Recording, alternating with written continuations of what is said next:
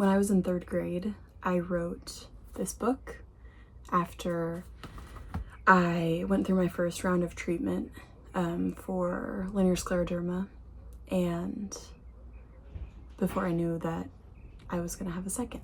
So, my journey. I felt good, even confident when I woke up, until a problem began. My right leg, about the middle, started to itch. Once I told my mom about my leg. She said, "Well, I'm sorry, honey, but I have no idea what's on your leg." After breakfast, I ran upstairs. I hid behind a chair in the family room and scratched my leg. I know I shouldn't be doing this. Why does it itch? I can't believe what I'm doing, I thought as I scratched. All of the places where I itched were big blotches of bruise-like masses all over my leg. I must not itch. I told my mom, and she said, "We need to go to a doctor." I wasn't very happy when my mom scheduled the appointment, but we had to go. I hid under my bed when the day came. My mom told me, "Get in the car." I ran to the car, jumped in, and whined. "They don't know what's happening to me," I said in a voice as thick and cool as the ocean sequins dazzling on the salty water. My own eyes seemed to get duller and duller by the second. My life, my personality, my athletic skills, it seemed to me I would never be the same again.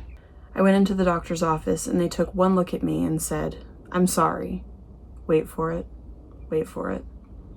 "I'm very sorry, but you have morphia." As they told us about morphia, we got more and more amazed. Morphia is an autoimmune disease, the nurse explained. It thickens your skin so you cannot walk well, or run well, or even do movements well if it increases without you knowing. "It's horrible," said the other nurse. They told us to buy cream to prevent morphia. We went and bought the cream, and we went home. I put the cream on for a really very long time, but it only worked a little. The cream was called Dovanex. I started trying to take pills, and I was a natural. I took 5 different pills every day. After we went to the doctors again, they said they'd scheduled an appointment for a dun-dun-dun IV. I had no idea what was ahead of me. In the hospital, the doctor made me lay in a special bed, and they put numbing pads on my arms. I played Jenga and watched TV. When the time came, I went to a different room and laid on a different bed. My dad got out of work to see me. He brought his headphones and I listened to music, particularly the Black Eyed Peas. I was done in a couple of minutes. I went home with it in my arm, came back the next day to drip medicine for 2 hours, and another day to take it out. I kept it up for 7 months. As I walked out of the hospital about 7 months later, I cried.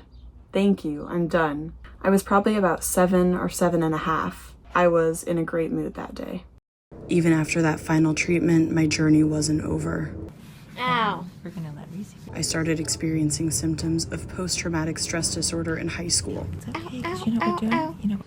Increased anxiety, panic attacks, and one random doctor's appointment that sent me into a spiral. Feels like there's like a stick going in my arm. Visiting the hospital where I was treated as an adult on my own terms was a necessary step in my healing process, Reminds me of that. Mom, today. but not the last step.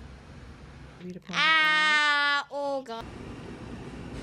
My medical trauma will be with me forever, on my body as scars, and on my mind as not-so-distant memories. Here we go.